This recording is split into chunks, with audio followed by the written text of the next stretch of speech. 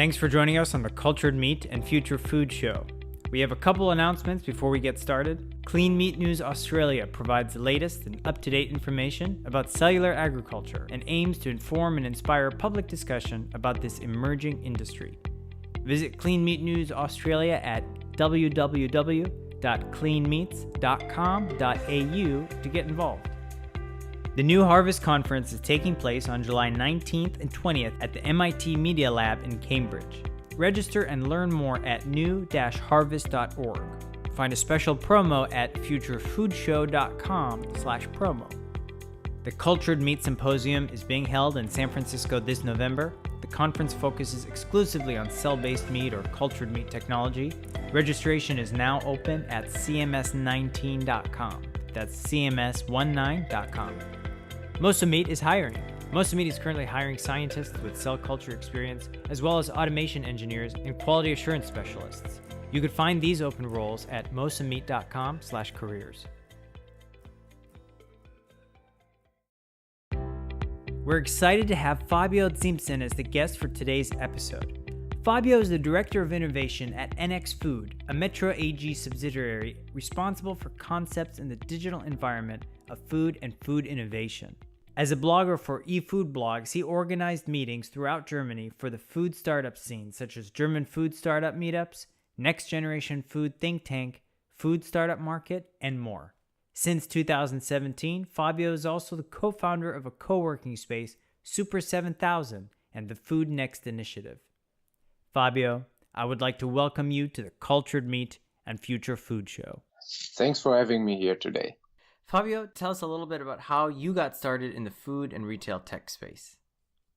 Yeah, thank you for asking me. That's a really good question. I think it started all in 2007 when I began in Metro with an apprenticeship just as a normal coworker for the wholesale business. And what I thought back then, because I studied marketing beside my apprenticeship, is that at one day the whole food industry will also be digitalized. And so this was the beginning when I started to think about, okay, if the books can be sold online, if shoes can be sold online, why or where is the problem to sell also food online? And this is when I started to think about food and to think about how the way or in which kind of ways food can be digitalized. And I started to look with a friend of mine very close into the topic. And it all started to begin in a very, very interesting way when a friend of mine had the idea to start a company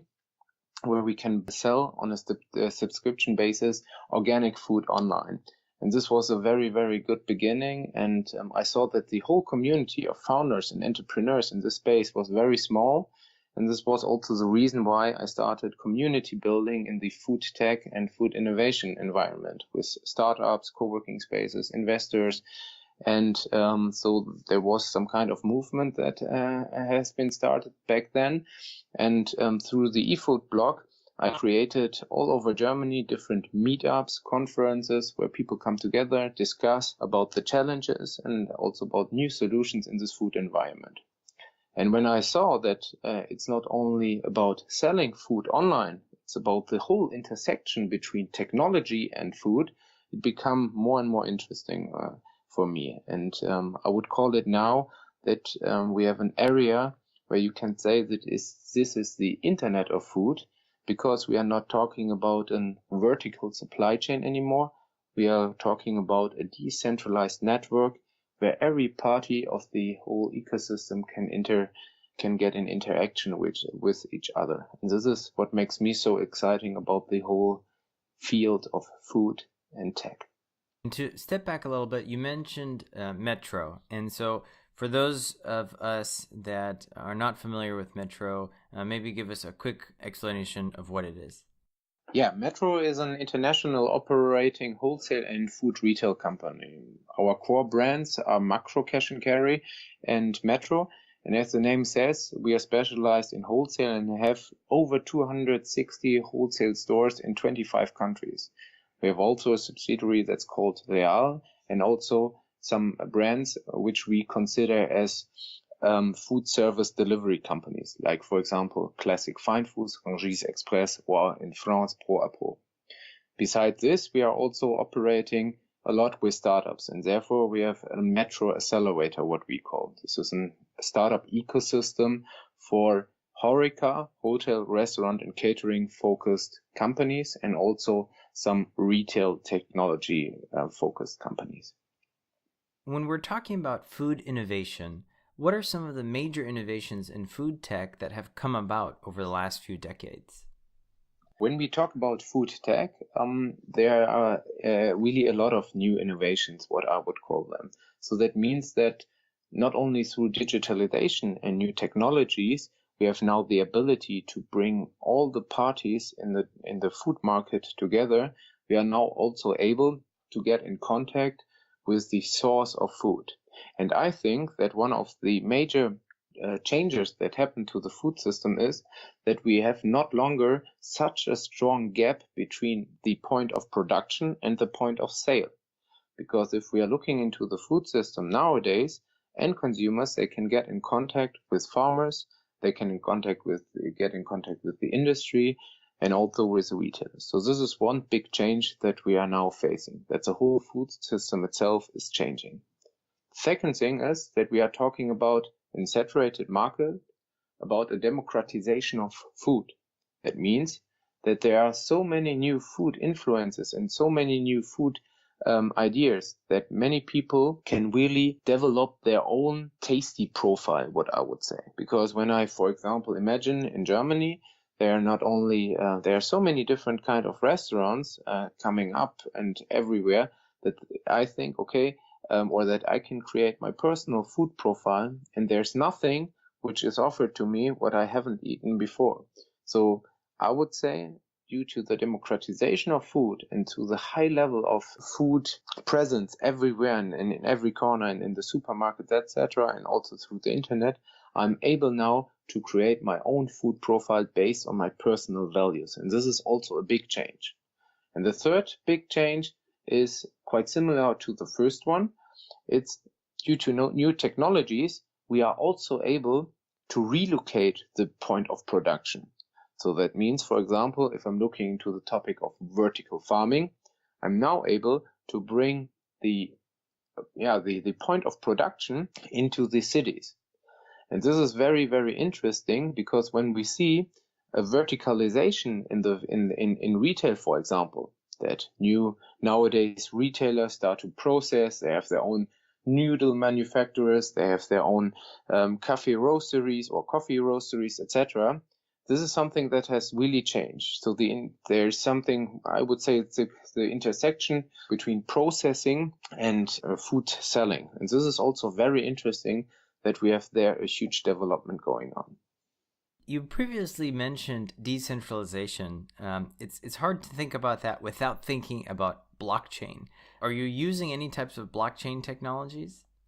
We are looking into many different kind of blockchain solutions nowadays, because for us, blockchain is, as you said, exactly one of the new technologies that enable us to bring all the participants in the food ecosystem together. And if we have a decent sensoric infrastructure and data capturing points, we are really able to build up or to show this kind of new blockchain into the food system. And of course, this is something that is really, really crucial for us to give transparency and traceability to our customers. Because I think in the future, if we are talking about the retail model, it is absolutely important to strengthen our value proposition in trust.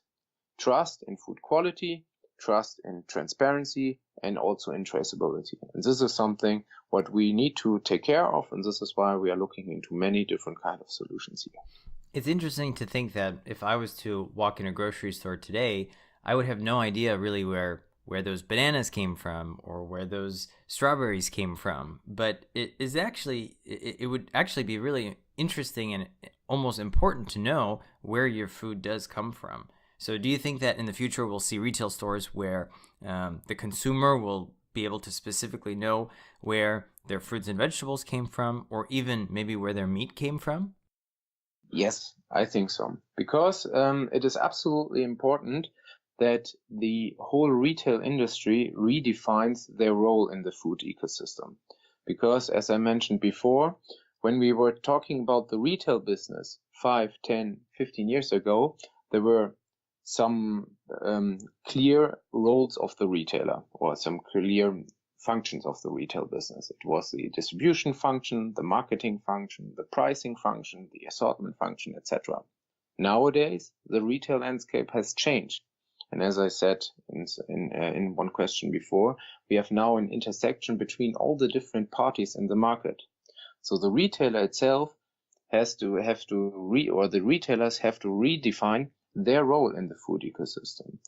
And there it is absolutely important that the value proposition, trust, is underlined.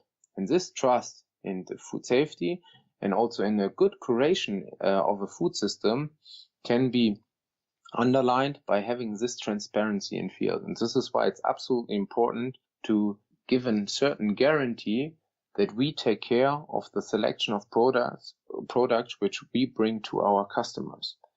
And so this is also the reason why I think the retailer is so important for future food solutions, because we are the ones who are a part of, or we are not, I wouldn't say the border, but we are the ones who give some kind of market control. We are looking to the right solutions. We are also looking how they can be translated or how they can be communicated in the market. And therefore, this is something that's really important. There are many types of new protein alternatives coming to the market. And so when I think of that, I think of course, the plant-based proteins or plant-based meat alternatives. I think of insect proteins and, of course, cultured meats. What are some of the protein alternatives that are most exciting for you? For me, to be honest, all the alternative protein solutions are very exciting. Not only the insect-based solutions, plant-based solutions, fermented solutions, or clean meat solutions, they all have something in common which makes me absolutely exciting, or where I'm really excited about, because to think, okay, of this kind of solutions, how they can really, I wouldn't say disrupt the market, but how they can change certain patterns of consumption. And this is what it makes so interesting to see, okay, how can we communicate insect-based proteins nowadays into the market or to our customers? This is something that is really, really interesting to see. Is it more the functional perspective? Is it the sustainable perspective? Is it even the taste perspective? And this kind of ideas, and to see how the market reacts on these new stories, on in these new ways of getting proteins, is something that's really, really interesting. Are there any insect-based proteins that are currently sold in any of the stores? Like, for example, in Real? Yes, we were the first retailer in the German market who sold insect-based pasta. And this is something what was a very, very interesting case, because the startup Plumento Food, when we met them the first time, we had really a lot of discussions, and we helped them to get market or to get retail ready.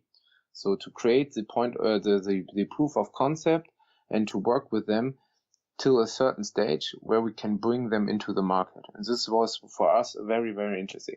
Nowadays, there are in Germany many different kind of products in the shelves, but with Real and also with Cash and Carry, we're at the moment focusing on this pasta, because we think as a commodity, pasta is the best way to discover how this kind of new source or protein source can be communicated, and we give the feedback back to the founders.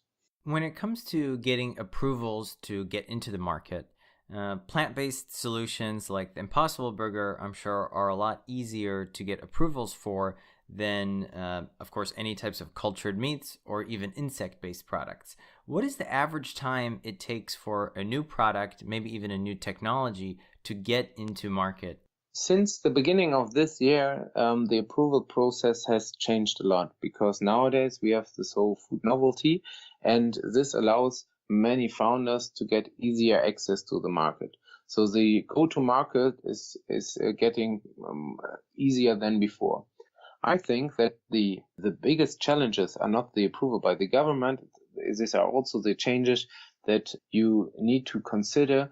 What kind of information needs to be provided on your packaging? And if you're fast in in your changing process regarding the packaging, then the go-to-market in Germany is getting, or in Europe is getting easier than it did 1 or 2 years before. As a follow-up to that, when we think of like the automotive or automobile market, we think that any changes made usually have like a 7-year cycle before they're actually integrated in. Would you say that with food tech, it's closer to 1 to 2 years, or even shorter than that? I would say it's even shorter than that today, because with food, you can create more easily new products, and you can use some kind of already existing infrastructure. The only thing is, if you are talking, for example, about insect food, that you need to be careful about the cross-contamination when you use certain facilities. But in a production way, and if you are not so much concerned about your intellectual property, you can use the infrastructure that is also existing. And this is something what I see in many food companies, that they are starting very lean, that they're using contract manufacturing services, for example, and that they're using co-packers, that they're using an infrastructure that is already in place. And this is what, for me personally, makes also the whole new startup trend into food, that there are founders, entrepreneurs who are looking into an existing field, who are looking into existing sources or production facilities, and are able to produce in a very, very lean way. And this is what it makes so much easier to produce something. But if we are talking really about food tech, when you are creating a new IP, etc., like for example, cultured or clean meat or in vitro meat, then of course it's a bit more difficult, because you need to have also the whole scientific background behind it, but therefore difficult to estimate. But I would say that the whole product development cycles are much shorter than in other industry, or in the industry of automotive, for example. So the NX Food program has a 3-month trial for new products to market. And so when releasing a new type of product, what are the key metrics that startup founders look for when they're doing their market testing? The key metrics startup founders are looking for is, of course, the market reaction or the customer reaction on their product. This doesn't mean only the food taste or the taste of the product. It means also how appealing the whole packaging is to customers. And this is something that's absolutely important, because many founders and entrepreneurs we see in the food field, they're starting with the online channel as the first channel. And there's a huge difference between the online store and the physical store, because online you can create a whole brand world around your product. You can tell stories, you can show movies, etc.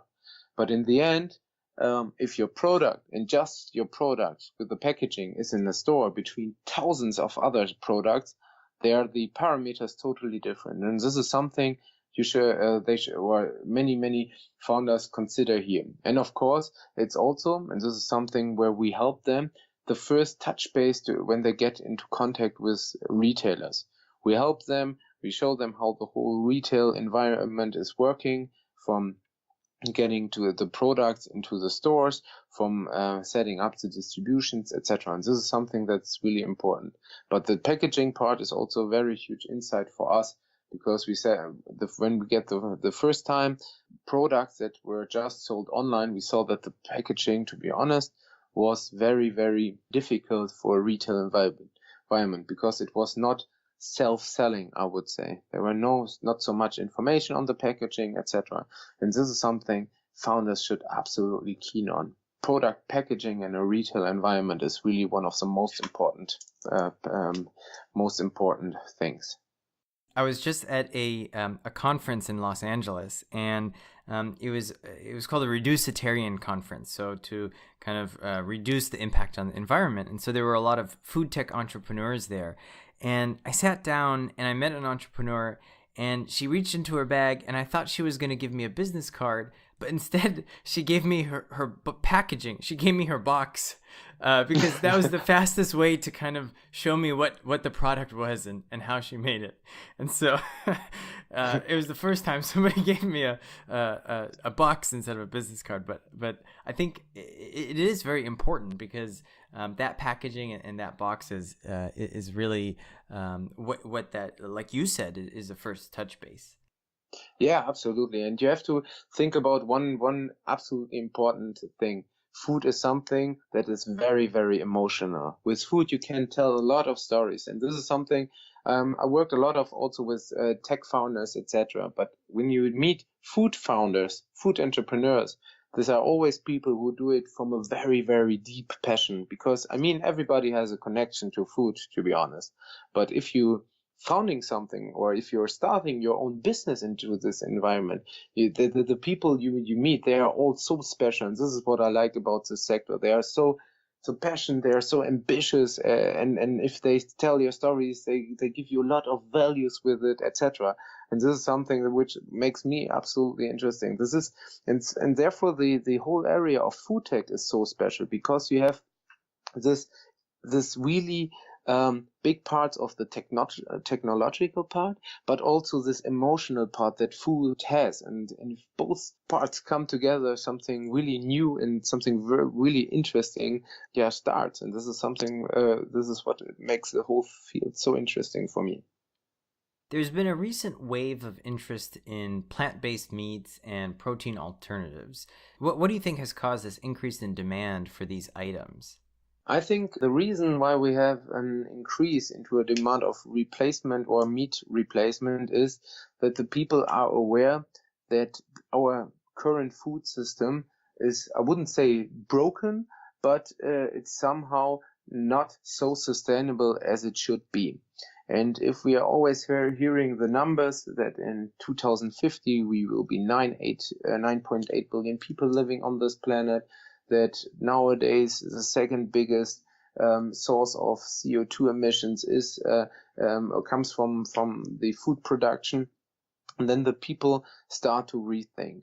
And as I said, that we are also in a time where you can talk about the democratization of food, that everybody is now able to create his own food identity or his own food profile. And people are also, they want to do something good for themselves and they want to be really selective. I wouldn't say that many people are not looking into meat in general, but they're more selective and they want to have more clean food, clean meat. And if I'm talking now about clean meat, I don't mean in vitro meat, I mean meat with a clean history that says, for example, that the product itself has a certain history and that you know where it comes from and that it's after your own definition clean meat. And this is something what helps or where many people create their own profile. And of course, there's a huge demand also now for all the plant-based alternatives because the people want to consume in a cleaner way, in a more sustainable way, to do something for their own, but also to do something for the environment. And this is then covered by their own nutritional journey, I would say. And therefore we have therefore we have an increase in this kind of products. I totally see that, people are being more selective, and I think that that's an interesting thing to look at. But when we're talking about the protein alternatives, maybe the increase is more of a something that we're talking about, and you made a good point that a lot of people look at this 9.8 billion people by 2050 type of statistic, but we see that the meat consumption is still going up. So the increase in demand for these protein alternatives, is it, would you say it's actually significant at this point, or from a sales standpoint in the retail world, is it a significant metric? I would say that is a significant metric, but we need to see when will be there the point where the people accept the new alternatives or the new replacements as really a replacement for traditional industrialized meat production, for example. Let's say, okay, for example, I'm eating in a very selective way. I'm looking for a very good piece of meat once in a week, where I know exactly where it comes from, where I know exactly the story behind it. And the rest I will try to eat in a very clean way, in a very healthy and environment, or in a very sustainable way.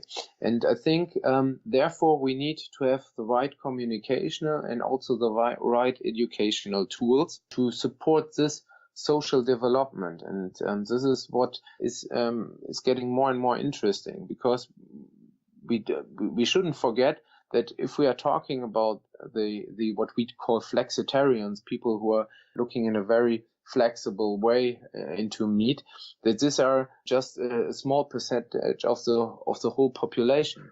But if we have the right solutions in place which help us to really bring healthy meat in other places into our society, in the market, then it gets more and more interesting. And then I think we have also somehow the tipping point where we can keep the level of taste, but with an alternative solution. And this is when it gets more and more interesting. Can you imagine a future where we replace the traditional animal agriculture system with cell-based meats or alternative proteins that are either plant-based or insect-based?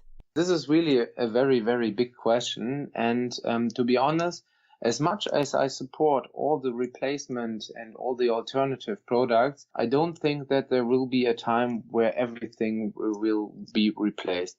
Because we have, on the other hand, and this is what I call scratch food, we have food with a certain history, with a certain manufacturing or handcraft history.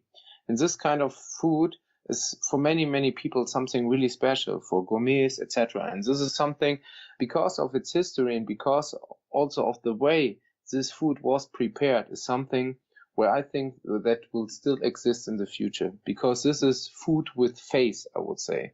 Food that has some, or this incorporate a certain value, that the people think really, okay, if I eat this kind of cheese, with my glass of wine, then it stands also for a certain culture.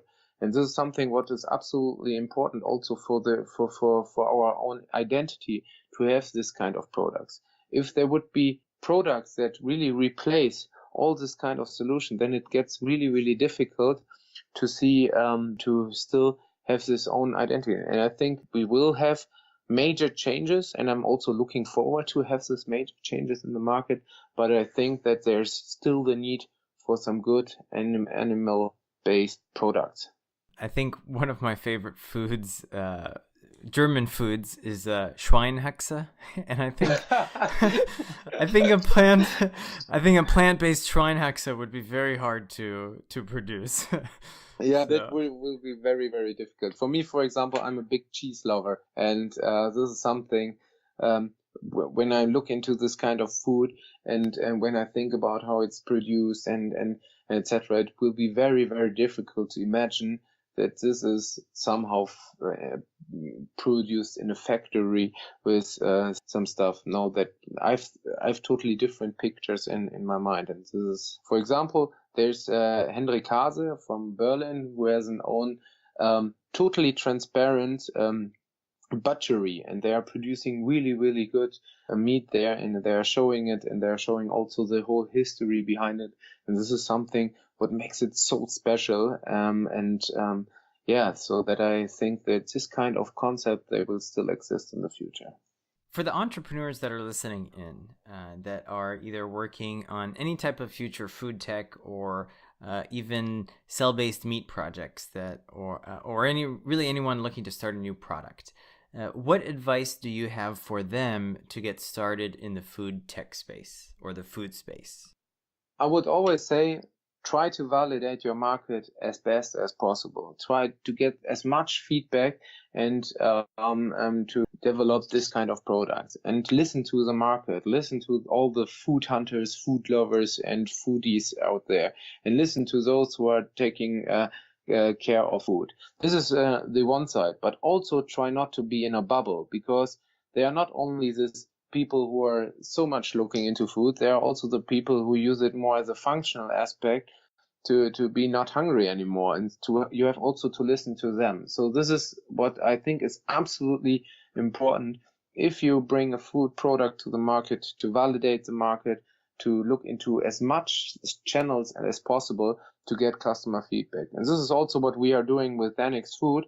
It's not that we have one channel partner, we have many channel partners. We have not only metro related partners, we have also external partners where we can really say, okay, you as a founder, through our program and our 3 months validation phase, you get as much feedback in the different kind of channels. And this is absolutely important to prove your market. And so we call this phase proof of concept to proof of market phase. And if you are successful in this phase, we help you to scale up in the certain channels. And this is what Annex Food stands for. And in the future, we are also supporting you to in your expansion, that you are also able to scale up into other countries. And this is important. So for all the founders, entrepreneurs outside, prove your market, find the right partners for your company and validate it. And especially if you are looking into investors, it's absolutely important that you're working with the right personalities. It is absolutely important that not money is on the first place, but people are in the first place. Look with whom you are working. So this is absolutely important. Before we wrap up, I had a question regarding, you mentioned Copackers. And I guess my question is that for someone that's not in the food space at all, if I had an idea to create, for example, a snack bar, and I knew that I wanted to have peanuts, bananas, and blueberries in this snack bar, is it such that I can put together a plan, go to a co-packer, and then have them make it? Or is it a lot more complicated than that? It depends on the partner and then the co-packer you are. But there are more and more co-working spaces that are supporting you in developing this kind of products. And if you have, in a certain way, all these products in place, then you find the right co-packers who will say, okay, this is something that is in our portfolio. We will help you with this. But therefore, it's absolutely important to have to look into the whole topic up front, to have also some idea how I produce this kind of stuff, and then you will also find the right partners. I know many companies that had an idea about a product. They developed the prototype in their kitchen. Then they had a rental kitchen. If they had a certain level, they were able to go to the right co-packer. But I had also some people who discovered the co-packer right. They have identified their own recipe, and then the co-packers help them to ramp up. So there are different kind, and it absolutely depends on the level of IP in your product. If it's such easy as you said, then it won't be so difficult to get the right partner. You can learn more about Fabio on LinkedIn and check out the eFood blog at www.efood-blog.com, and that's in German, and NX Food at www.nx-food.com. Fabio, are there any last insights you might have for our listeners today? Yes, if you're ever interested in getting into the European, into the German, or into the Asian market with your products, please feel free to get in contact with me. It was such a nice conversation with you, Alex, and I'm looking forward to listen to your podcast, and thank you for your great work. Fabio, thank you so much for being with us today and sharing your insight on the Cultured Meat and Future Food podcast. This is your host, Alex, and we look forward to being with you on our next episode.